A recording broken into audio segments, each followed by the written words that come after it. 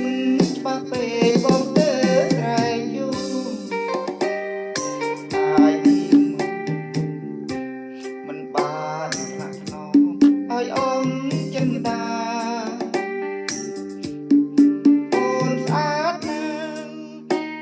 តើបើនៅដល់ទីណាជាតិនេះតើធ្វើយ៉ាងណាបានរួមស្នេហាដូចក្នុងសូបិន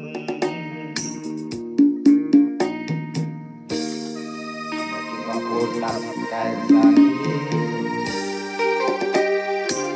ធ្វើបាន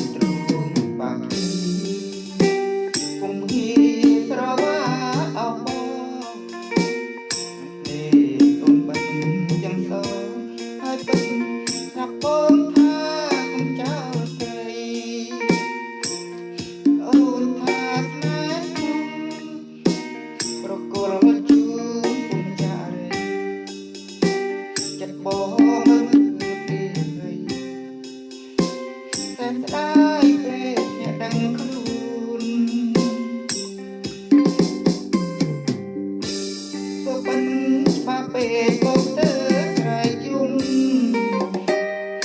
ដែលមានងងមិនបានថ្នាក់ថ្នមឲ្យអងចិនតាអូនស្អាតណាស់តើបើនៅដល់ទីណា